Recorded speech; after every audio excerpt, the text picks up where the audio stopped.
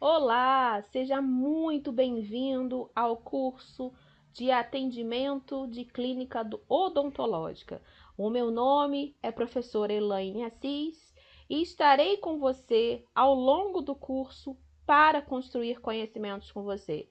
Eu desejo que Deus te abençoe e que as portas se abram na sua vida. Vamos lá? Módulo 1. O que faz o atendente de clínica odontológica? A função do atendente na clínica odontológica é muito diversa e fundamental para o bom funcionamento do consultório, para a satisfação dos pacientes e até mesmo para o desempenho do próprio dentista. Lidar com a recepção, agendar consultas e procedimentos, atender ao telefone, receber pacientes, fazer pagamentos, lidar com fornecedores e, em alguns casos, auxiliar o próprio dentista durante o atendimento com o preparo da sala e dos instrumentos. Essas são apenas algumas funções da qual você vai desempenhar. Na área da saúde, o fator humano muitas vezes é tão ou mais importante do que a estrutura física. Profissionais qualificados e que melhoram o atendimento. Afinal, ninguém quer mais estar no local onde ele é maltratado ou ignorado. Se você é atendente de uma clínica odontológica, sempre se mostre solícito, simpático e disposto a tirar dúvidas e resolver situações. Por ser o primeiro contato do paciente com o consultório, é importante sorrir, recebê-los bem e ser gentil. É preciso também saber lidar com pessoas, ter paciência, estar bem informado sobre os serviços oferecidos no local e tratar todas as pessoas sem distinção. Todas essas ações fazem os pacientes terem vontade de voltar. Além disso, seu atendimento pode conquistar novos pacientes, já que as pessoas comentam entre si e pedem referência quando precisam ir ao dentista, auxiliando na organização da clínica. Outra função fundamental é que o atendente mantenha a organização da agenda, os documentos e até os registros odontológicos, facilitando e otimizando o trabalho do dentista e evitando possíveis erros e mal-entendidos. Você tem uma visão global da clínica, observa as rotinas e você vê o que precisa de mudanças ou adaptação.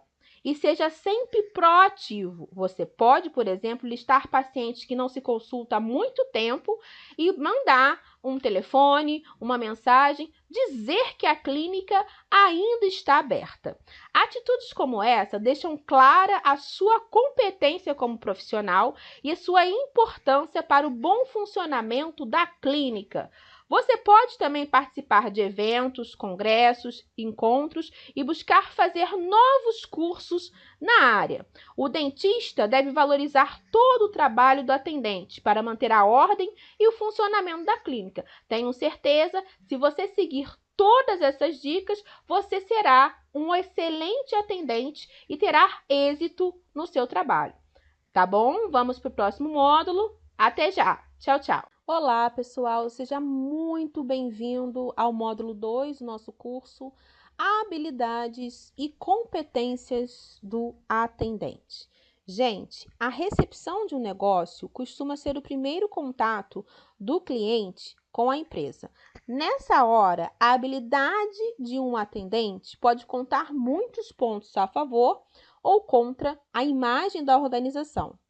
Então, nós vamos abordar aqui alguns pontos de extrema relevância que o atendente de consultório odontológico precisa ter no seu trabalho.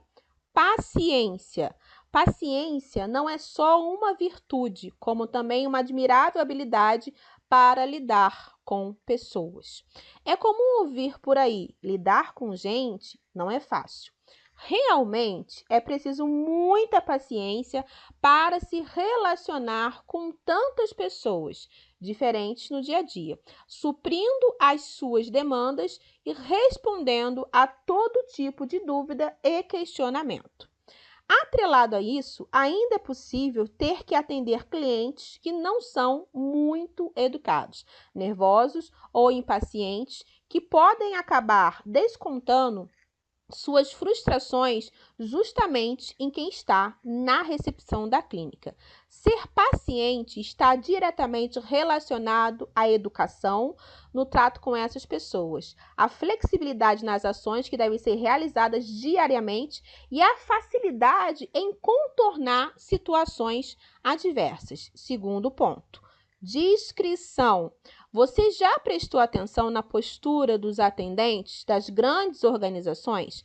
A discrição nos gestos, tratamentos, ações e apresentações pessoais é fundamental.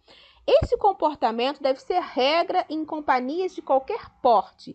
Um profissional realmente preparado para ocupar esse cargo age sempre com serenidade, mas também com muita atenção. Terceiro ponto, comunicação.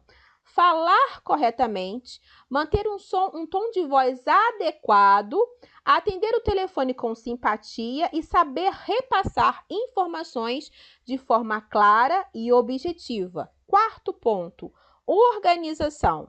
Papéis, recados, agendas, telefonemas, reuniões e compromissos. O atendimento na recepção, na maioria dos casos, vai muito além de receber os clientes. Quando falta a organização, aumentam as chances de perder documentos e informações importantes e assim prejudicar o trabalho. Então, você precisa ser uma pessoa muito organizada. Quinto ponto, aparência. A aparência não pode ser considerada exatamente uma das habilidades de um recepcionista, mas é um aspecto que não pode faltar em nossa lista. Se você for a uma entrevista com roupa muito informal e maquiagem chamativa, possivelmente não conseguirá um emprego. O mesmo vale para homens. Você ainda não sabe que a empresa não aceita barba ou, portanto, que você usa camisa com botões abertos. Sexto ponto, autonomia. Ao contratar um atendente, a empresa espera que esse profissional seja capaz de lidar com situações do cotidiano de maneira autônoma, sem precisar solicitar os seus superiores o tempo todo. É preciso saber responder perguntas, tomar decisões rápidas e escolher as palavras certas quando realmente não puder ajudar um cliente, tomando muito cuidado para não passar a informação de que não sabe o que está acontecendo. Então, você deve contornar qualquer tipo de situação. Para isso, é imprescindível desenvolver a autoconfiança. Ok? Chegamos ao fim do módulo 2. Tchau, tchau. Olá, seja muito bem-vindo ao módulo 3 do nosso curso Técnicas para falar ao telefone. Muitas vezes, o telefone é a porta de entrada da nossa casa ou empresa. Por isso, ao atender uma ligação, devemos agir como quem recebe alguém. E tem que ter alguns cuidados simples para ser gentil e elegante. Então, nós vamos falar agora como atender bem ao telefone. 1. Fale com clareza. A comunicação visual é muito importante em um contato. Como numa ligação telefônica ela não existe, tome cuidado extra na dicção e no tom de voz. Por incrível que pareça, notamos um sorriso pelo modo como a pessoa fala. Seja simpático e alegre ao atender. Fale com entusiasmo, devagar, nem muito alto, nem muito baixo. Também não faça uma voz melosa ou de choro, pois soa frágil e antipessoal. Segunda dica: cumprimente corretamente. Ao atender uma ligação profissional, não fale olá ou oi. Padronize a maneira de atender o telefone. Diga o nome da empresa, cumprimente bom dia, boa tarde ou boa noite e pergunte como pode ajudar. Quando pedirem para falar com alguém, troque o quem gostaria pelo quem vai falar. Isso evita, inclusive, o deselegante fulano para alguém ou para ciclano. Ou seja, quando alguém ligar para o seu superior, por gentileza, quem gostaria, isso é importante. Terceiro ponto, sem intimidade. Nunca chame um cliente ou meramente um conhecido de amor, querido, meu bem, benzinho ou qualquer outra expressão que demonstre uma intimidade. Trate formalmente por senhor ou senhora. Um cliente muito conhecido ou um funcionário pode ser tratado por você da mesma forma, como senhor, como senhora. Então, você vai ter uma formalidade na hora de atender o telefone. Quarto ponto, respeite quem está do outro lado. Ainda que seja por telefone, você está falando com alguém, então use as regras básicas de etiqueta. Não atenda ao telefone com a boca cheia, não masque chiclete e não fale nem fique digitando enquanto fala, a não ser que o assunto tratado precisa ser registrado. Quem está na linha merece toda a sua atenção, como se estivesse sentado à sua frente. Também não use gírias, palavrão ou palavras abreviadas durante uma conversa. Quinto ponto, saiba ouvir. Ouça com atenção, sem interromper. Anote pontos importantes da conversa.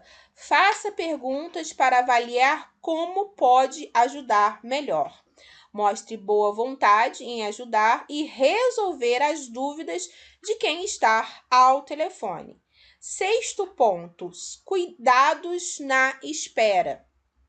Atende o telefone sempre que possível no primeiro toque. Isso mostra prontidão. Se precisar verificar algo, diga só um momento e nunca espere um segundo. Isso é importante, pois pode demorar 1 minuto ou mais. Então, você fala, espere um momento. Sétimo ponto, transferindo ou pegando recados.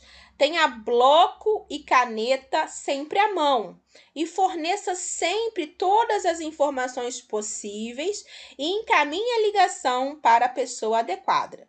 Filtre as chamadas com diplomacia. Certas ligações não passam de mero incômodo desnecessário, propagandas de serviços ou ações que outros funcionários podem resolver.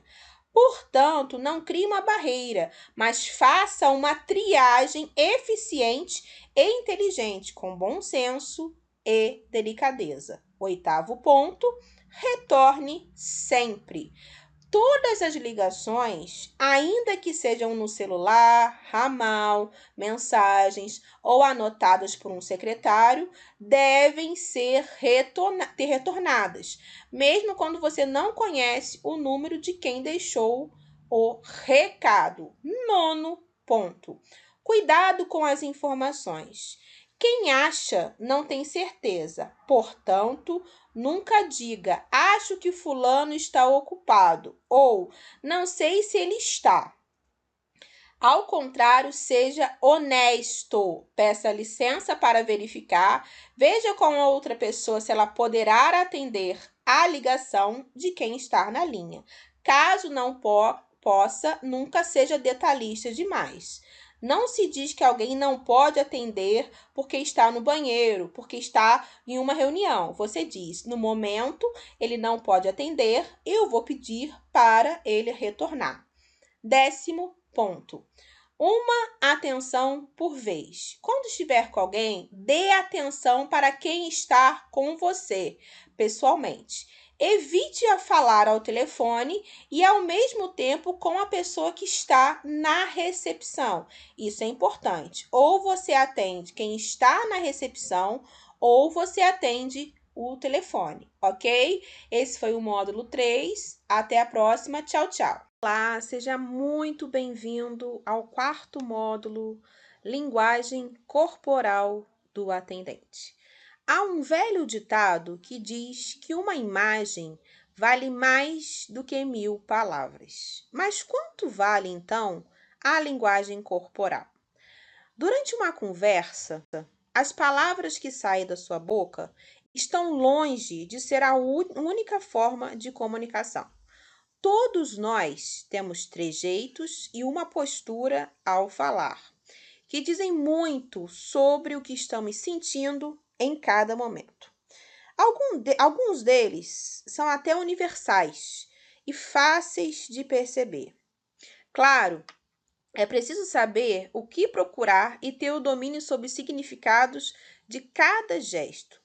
Uma simples alteração de voz, por exemplo, pode indicar medo, irritação ou até mesmo que a pessoa à sua frente preste a chorar.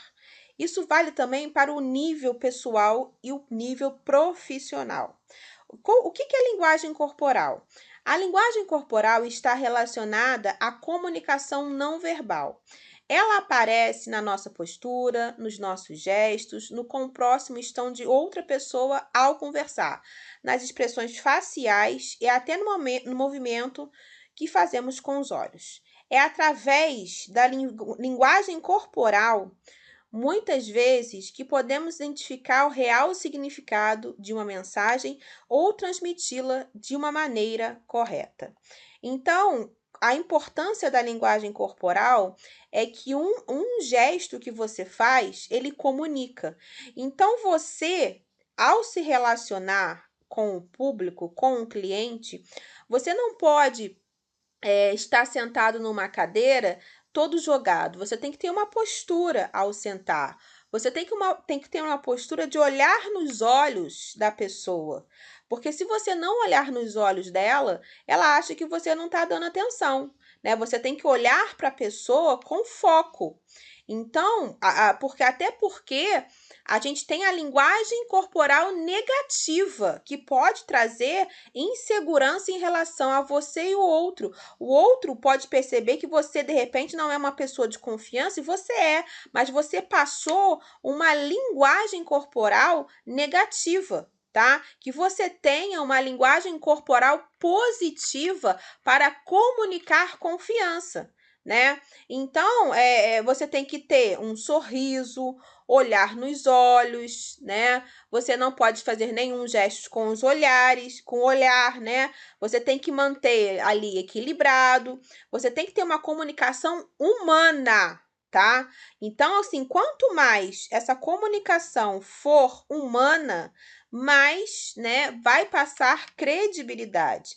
Tenho certeza que você já foi num comércio, em algum lugar que você teve atendimento ao público e a imagem corporal do atendente não te passou confiança e rapidamente você criou ali, né, uma antipatia com aquele atendente. Então, você tem que ter uma linguagem corporal adequada, porque você precisa passar sempre uma imagem positiva. Um exemplo, você tem que sempre que falar calmamente, né? Você tem que ter uma postura neutra. Você tem que tratar todos iguais, com educação e com uma linguagem corporal e até mesmo postural, para você passar credibilidade para o cliente, tá bom?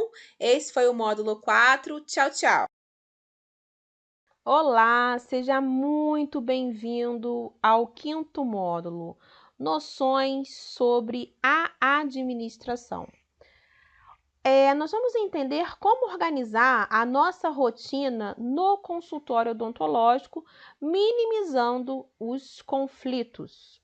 Organize o seu dia a dia em tudo o que estiver sobre a sua responsabilidade, principalmente sua agenda, seu armário, sua mesa, suas gavetas, seu arquivo, seu computador ou o que poderia estar nele, como fichários de clientes, cartas a enviar, controles de débitos, créditos e pagamento. Isso deve acontecer desde o momento em que assumir a função, passando dias até uma semana inteira totalmente dedicados à organização, separação de papéis e documentos, confecções de pastas de identificação, além de escolher e codificar o lugar em que tudo será guardado. Depois disso, fazer diariamente a manutenção da organização, não permitindo que a ordem adotada seja alterada, perdendo o seu trabalho. Assim procedendo, os atendentes estarão evitando o estresse, que é viver o tempo todo correndo atrás das informações no dia a dia. Tendo tudo bem organizado, sempre que algo lhe for solicitado, a resposta será imediata e o profissional perceberá a diferença entre você e o atendente anterior. Definido objetivos. Nunca comece uma tarefa sem saber exatamente o que vai fazer, para que serve e qual a melhor e mais rápida e mais segura maneira de fazê-lo. Pense sempre antes de fazer, ainda que seja por 1 minuto ou segundos, mas pense. Para começar, pense porque você trabalha. Por que você mereceria um aumento, não somente em sua opinião, mas na opinião das pessoas que trabalham com você. Você não precisa ser o melhor atendente do mundo. Na verdade, nem precisa ser melhor do que as outras pessoas. Basta ser. Hoje, melhor do que você foi ontem e que isso seja notório, sem que isso você precise ficar falando, tá? Então, você tem que ser uma pessoa eficiente, que com os erros você procure melhorar. O armário e a mesa. 2 pontos importantes no tocante à organização. O armário, por ser o local em que a maioria das pessoas usam, precisa estar organizado. E a sua mesa, pois é por ela que você pode perceber se uma pessoa é organizada ou não. Para permitir bom aproveitamento, o armário deve ter prateleiras mais e menos espaçadas entre si, sendo as de cima menos espaçadas para coisas menores e as de baixo mais espaçadas para coisas maiores, ou assim, mais pesadas. Então, você precisa ter um armário com bastante espaço para você organizar. Se o consultório onde você trabalha tiver muita documentação de clientes e outros controles, opte por arquivos de aço do tipo 4 gavetas grandes para a colocação de pastas suspensas, tá? Então, os arquivos eles têm que ser acessíveis. Precisando de um prontuário de um paciente, você precisa achar em menos de 5 minutos. Ok? Esse foi o módulo 5. Até a próxima. Tchau. Seja muito bem-vindo ao módulo 6º do nosso curso, Gerenciando seu dia a dia. Nós vamos falar de como você otimizar o seu tempo e aproveitar o seu dia a dia no trabalho para que você possa organizar as correspondências, as agendas e organizar o seu tempo. Habitue-se a ter grades de tarefas. Na verdade, são 3 grades, uma para as tarefas diárias, outras para as semanais e outra para a tarefa que você precisa fazer e verificar mensalmente. As coisas de rotina não devem ir para a agenda, basta adquirir o hábito de checar diariamente, de preferência uma vez pela manhã, para se programar e uma vez ao início da tarde para ver o que não foi executado e o que precisa ser feito.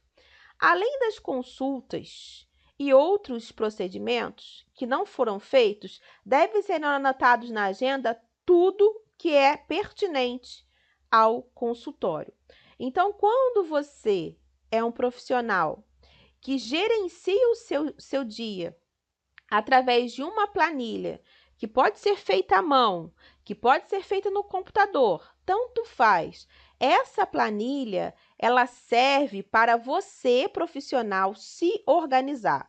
Por quê, gente? Nós sabemos que nós esquecemos as coisas.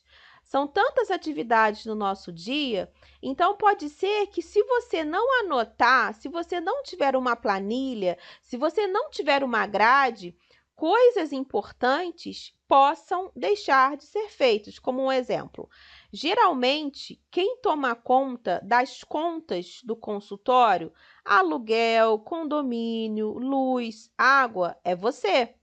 Então, o dentista, ele vai passar para você, olha, eu vou pagar a conta de luz, eu vou pagar o condomínio, e ele vai recolher com você. Mas quem organiza de qual mês foi pago, se foi pago a água e etc., é você, atendente. E como você vai organizar isso se você não anotar? Nós somos falhos, nós esquecemos. Então, tudo que você tiver como compromisso diário, quinzenal ou mensal deve tomar nota, ou seja, deve ser anotado, porque assim você vai garantir um trabalho de excelência. Vamos falar sobre as agendas. Como falamos, a agenda é uma das coisas mais importantes do consultório, porque o dentista, ele vai perguntar para você, fulano, qual o meu primeiro paciente? Você vai falar, doutor fulano, vai ser às 8. E ele vai pedir para você passar a agenda para ele todos os dias. Então, você tem que estar atento se você confirmou um dia antes com os pacientes, se eles realmente vão na consulta. Porque, como eu falei nos módulos anteriores, tempo é dinheiro. Então, isso faz parte do seu trabalho. Porque você precisa garantir que o seu patrão não fique ali à toa, porque, consequentemente, aquele horário que fica em aberto, né, que dá um espaço na agenda, está prejudicando o faturamento do consultório. Então, você, como atendente de clínica odontológica, é você que organiza o seu tempo. Porque se fosse para o dentista organizar o tempo dele, ou o tempo da clínica, a organização ele não te contratava. Então, se você não cuidar da agenda muito bem, isso vai dar um baque no faturamento da clínica. Então, você tem que gerenciar ali, né? O cargo é de atendente de consultório odontológico, mas, na verdade, ele não deixa de ser uma gerência, porque você vai organizar a correspondência, né? Como eu disse, é primordial. Se o seu dentista ele tem o hábito de mandar um cartão de Natal, mas muitos dentistas utilizam e-mail. Alguns ainda trabalham com cartão de Natal. Então, você tem que gerenciar todo o seu dia, garantindo que vai ter um êxito profissional, para que o seu patrão ele possa falar, eu estou tranquilo, porque eu vou chegar no meu consultório e a minha única responsabilidade é atender os meus pacientes.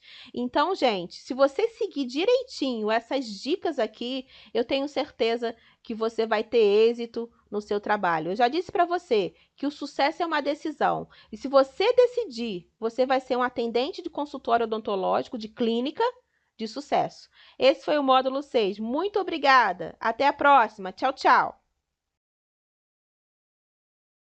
Sétimo módulo do nosso curso, Dicas para o sucesso do atendente.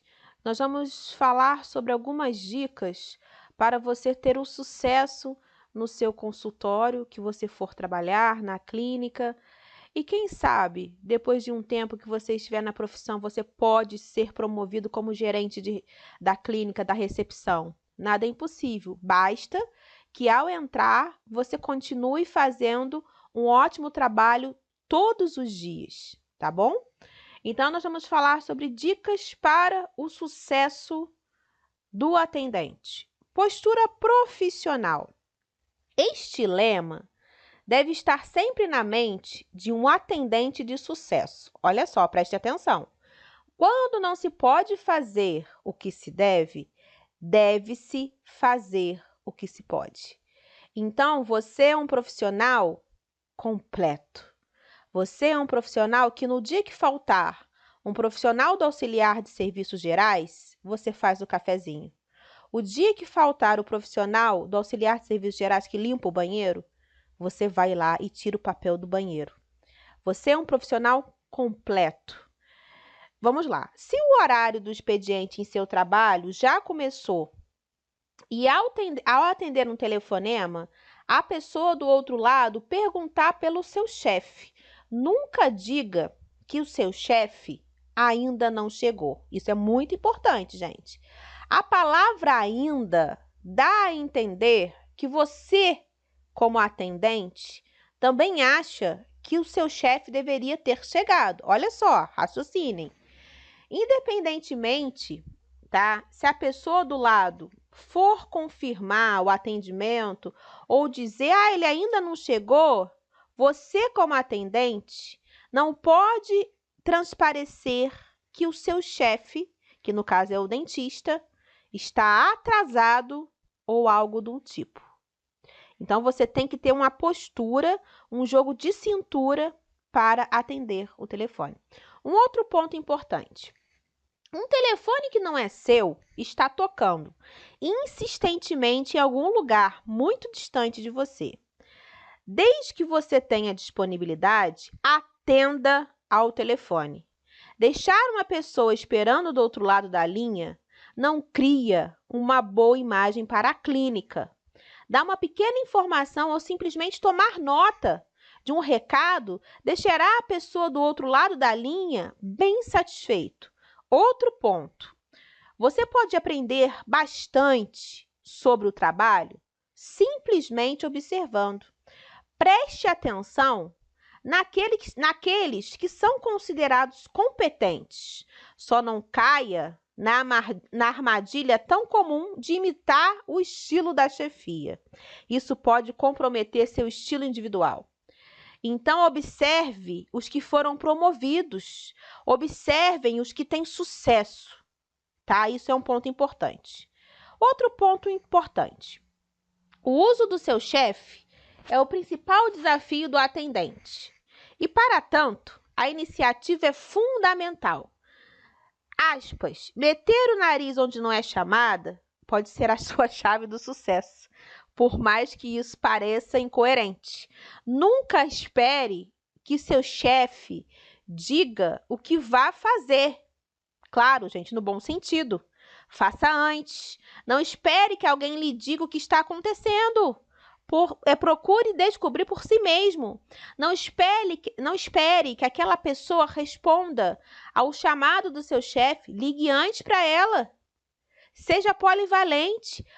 Procure ir sempre além do que as suas atribuições e delegações permitem. O tempo do seu chefe, que é o dentista, vai render muito mais. E ele vai pensar 2 vezes antes de te dispensar. Porque ele vai pensar, meu Deus, o quanto esse profissional é competente, polivalente, versátil. Ele cria situações agradáveis. Então, você, gente, tem que ser um profissional de sucesso. Quando você é agradável, quando você tem postura, gentileza, quando você tem polivalência, quando você é simpático e quando você é profissional. Esse foi o módulo 7. Muito obrigada. Até a próxima. Tchau! Chegamos ao módulo 8 do nosso curso. E antes de mais nada, eu gostaria de desejar para cada aluno muito sucesso, que você possa aprender muito com o nosso curso.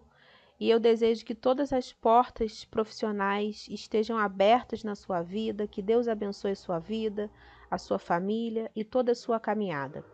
Esse vai ser o módulo 8, onde nós vamos falar sobre ética profissional.